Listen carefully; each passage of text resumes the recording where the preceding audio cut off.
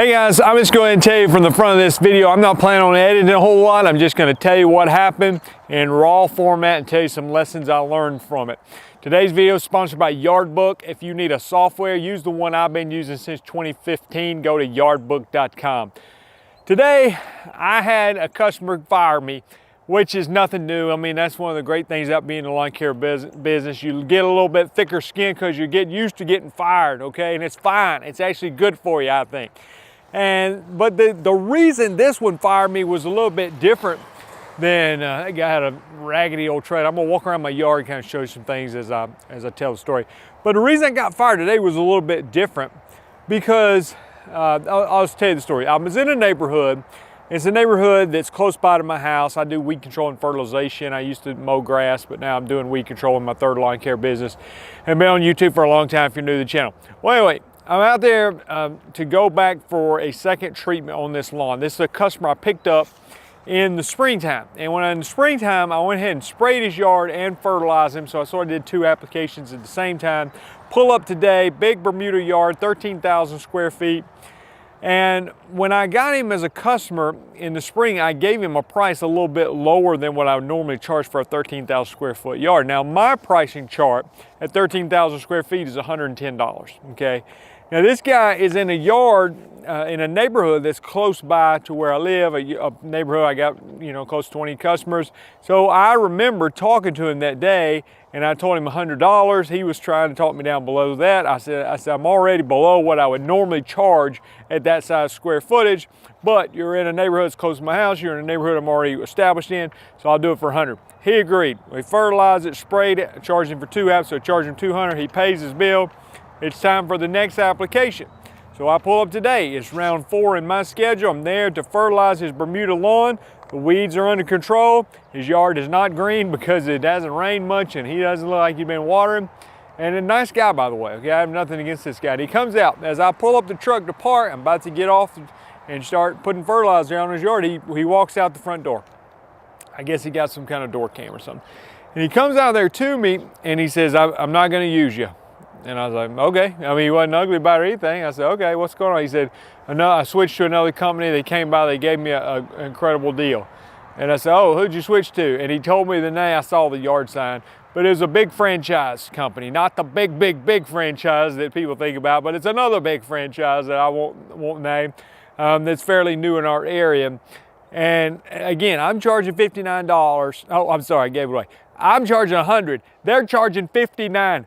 $59 for a 13,000 square foot yard. I don't think I would walk across his yard, for the whole yard, for $59. I was like, well, I wouldn't mow it for $59. I don't know what I would do for $59. I might, anyway, I don't want to get into all that, but I thought $59, I literally got to thinking about it. At 13,000 square feet, if the yard was only half as big, let's say it was 6,500 square feet, I would still charge more than $59. My price is more than $59 for a yard half that size. And I don't think it was $59 introductory offer, first application's only $59. I don't think it was that. I think that was their actual price. Now, do I think they're gonna stay at $59? No, I don't think they're gonna stay at $59. But I don't doubt that they'll do it for less than $100, even though 100 was less than what I normally charge. But you know what? And this is what I'm really happy to say in this video, is that I wasn't mad at him. I actually told him he needed to water his grass, in a nice way. I said, hey, have you been watering your grass? I said, you might want to set your irrigation to run, once a week and get some green color back to you. I said, $59, that's fine. He said, I'm going to see how they do. And I said, okay, yeah, that's fine, no problem. So wasn't angry at all. Wasn't angry at the person, not angry at the competitor, really. I mean, I think that was not smart on their part. But as I had some time to think about it, I jotted down 5 things that I can learn from this that I want to share with you that maybe will be helpful for you as well. All right, let me walk and talk at the same time. Got my list here. Okay, number 1 thing here, when you go out there and you just go lowball, I mean, like I said, you cut me by 41 bucks. I mean, it ain't like you snuck in there $5 less than my price. They cut me by 41 bucks. It's, in my opinion, it gives you a bad company image. Okay, now this is a big franchise, they're established brand, all that. And maybe they get stuff cheaper, but I'm just telling you, like, the bag of fertilizer I'm using costs $40-something. And I can't even, I use more than a bag on a 13,000 square foot lawn. So, I mean, the math just doesn't work, okay? So they're probably use some really cheap chemicals, cheap products, things like that to even make it work. But it just, eventually, whatever business you're in, do you want to be known as the one that's like, oh, that if you want a deal, go with them. Now, they're not that great, but they're cheap, you know? And I feel like that's what I'm saying. Don't do this in your business. Don't feel the pressure to do it. I almost feel better about my pricing because they were so cheap. Because just think about the bad company image and the type, you know, just what it's going to do if your reputation starts to become that of the low guy in town. Even just to get the business, like I've got away from the whole doing half off the first treatment or free first treatment. I just like, no, I mean, this is the price, you know, and I plan on using quality products. So number one, bad company image if you end up doing this. Number two, and this one, I think it just makes a lot of sense to me, but just not profitable. I mean, that was just kind of like jotting down my thoughts, like not profitable. At $59, how are you profitable on a 13,000 square foot lawn? You're barely even paying for the chemicals. I mean, you are, but I mean, like, what about the labor and all the other things involved? So I mean, it just lets me know they almost for sure skimping on the chemicals just to get the customer. And maybe they're trying to just get established in an area, but I wouldn't even do that if I was just trying to get established to go with some super low price like that. So number two reason not to do this is you're just not even profitable. I mean, so a big franchise like that, maybe they can weather the storm, but for most people that just have a small business, it just doesn't make a lot of sense. What about number three? Again, I already said that this customer was a nice person, but I think if you end up with low pricing, at some point you end up attracting the wrong type of customer. So what I mean by that, this guy's not a mean person, but he's obviously more price conscious than he is quality conscious. I mean, I think if I asked him point blank with a lie detector hooked up, do you think the quality that this company will deliver will be as good as the quality that I was going to deliver for you? I think he would confidently say, no, I do not think so. What he's basically saying is, I choose price over quality. And I don't think it's like, if he thought that they would be similar quality. Like, yeah, I think it'll be close. You know, I think he probably in his mind thinks, no, it's going to be worse. Now, he may not understand weed control to a level that maybe somebody that does it on a regular basis does, but I think he probably understands that it's going to not be as well, and I think he's okay with it. So the point being is, if you charge a low price with the other reasons I've given, you eventually start attracting those customers that want the low price. Now, what's wrong with that? Well, those customers are not, if they switch one time for the price, guess what? They'll switch again for the price. So I want somebody that's going to be loyal over the long term. So, I mean, they were at 59. I don't know anybody's going to come in at 54 next year. But if they did, let's just say I was at 100 and somebody came and offered him 85. Would he have done it for them? And then next year somebody said, I'll do it for 79. Would he have switched to that? You know, so it's just a game that has you running in the wrong direction, and the type of customers you have are probably not going to be as loyal. So I want customers in the neighborhood. Ultimately, I just say, this customer is great, and I am loyal to them to an extent, meaning I'm not just going up on people's prices all the time for no reason. I want a long-term relationship with this customer that's been with me for a long time.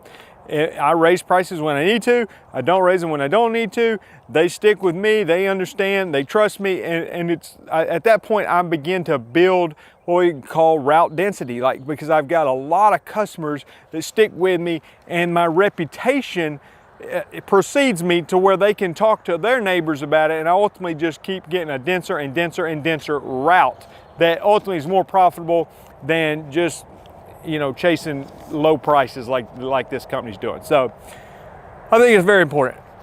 Number four, I sort of alluded this before, but focusing on quality, like for me, I'll just say my program has continued to get better. I believe I'm only doing 7 applications, but I'm using quality products for my weed control and fertilization. And if you're mowing grass, I mean, same thing, like focus on the quality and not just on the price. And I'm telling you, there are plenty of customers out there that want quality over cheap price. So why wouldn't you, if you only can do 100 customers, let's just say, whatever, let's say you're mowing gas, my capacity is 100 customers, and you could go get 100 that would charge a cheap price, or you can get 100 that would pay a higher dollar. Why would you not fill your route up with those that are going to pay a higher dollar? Because there's a demographic that wants to pay a lesser amount of money, a demographic that's pay middle amount of money, and I'm not talking demographic as in like skin color, age, whatever. I'm just saying there's a percentage of people that want to pay low, and there's people that want to pay high and middle and whatever. Why would you not just get the ones that want to pay more and let somebody else do the ones that want to pay less? It just makes sense to me. And you know, if anything, you can say, well, I'm going to get all of them, but like, if you know you have a capacity, why would you fill your capacity with cheap customers? That doesn't make a lot of sense to me. Number 5, and this is the part I think I've grown as a business owner, because I'll tell you what, things like this used to bother me, and I'll share another story here in a minute, but is don't make emotional decisions. So I really feel like I'm thankful for this, because it hadn't always been this way. But when he canceled with me, like, I'm not sure my pulse went up or down one way or another. You know, blood pressure, whatever. I just think, he fired me, that's fine. I'm moving forward. Very little emotion involved, where used to I would have been mad at the competitor, mad at the customer, something, you know, there would have been things going through me that got me a little bit worked up. I honestly, you know what kind of went through my head today, and you may think this is crazy, I had like 25 or 26 yards on the schedule today, so I just thought I can get home a little bit earlier today because I don't have to do this yard. I mean, and that's not a great business mindset, but what I'm saying is I wasn't all worked up thinking, well, maybe I can, you know, cut my prices, or maybe I can say, hey, I know that I can't do for 59, but I tell you what, if I could get it down to 79, would you do that? I mean, none of that nonsense. I'm like, no, there was no negotiating, no nothing. I mean, it was just like, okay, that's fine, go ahead, you know, and was polite to him, he was polite to me, it was no big deal.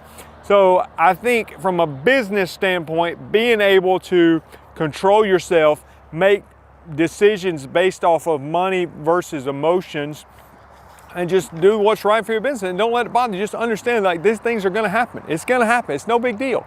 You know, they can't really sustain $59 pricing, okay? So they're going to have to go up next year. Let's just say, you know, I hope they go up. I hope they go up $60 on it. Tell him next year you get something that says your new price is $128. You know, I hope it's just something crazy. I doubt it will, but I bet you he gets a substantial price increase next year, and we'll see. And at that point, he may go shop around, and I'll tell you this, I got a quote the other day from somebody.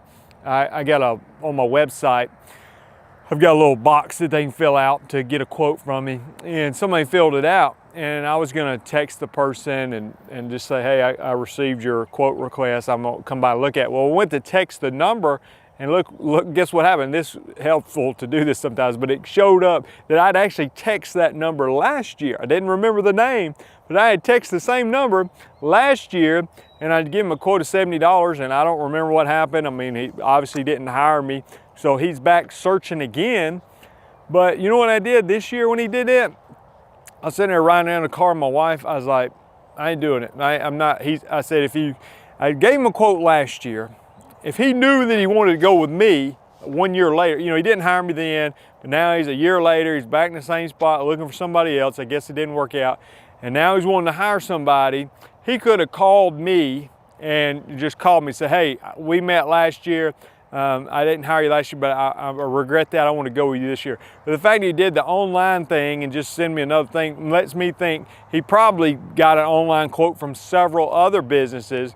And I'm not going back. Well, same customer I gave a quote to last year, going back to go through the whole process again. So I just texted him. I said, hey, I'm a solo operator, or emailed him back, I can't remember. I'm a solo operator, and I'm very selective on which customers I'm taking on. I said, at the current moment, I'm not looking to add any customers in your area, which is true. I really wasn't. I mean, if it was in a neighborhood I was already established in, that's fine. It wasn't out of the way by any means, but I'm not looking for somebody who's a price shopper, okay? And he already showed me last year he's shopping, and now he's shopping again. So anyway, I think making those decisions and not feeling obligated like you have to go give that person a price. you know, I'm like, no, I don't have to give him a price. I can tell him I'm not interested in giving him a price. That's okay. I'm gonna do it in a polite way. So anyway, I think some of those things is trying to make the business more enjoyable for me instead of punishing myself thinking I got to run around and that somehow that's outstanding customer service. Just if people want to get 12 quotes and I got to run out there and give them one of their 12 quotes so they can all shop them and compare them and count their nickels and all that. I'm like, no, I don't want to do it. I'm not doing it.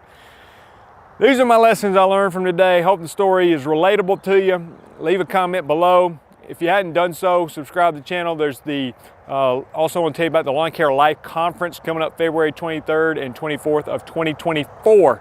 But it's $197, that includes all your meals. That's the early bird ticket pricing. So you can go to lawncarelife.com and click on the conference link to register for that. Appreciate those of you that can register early. That is helpful to us.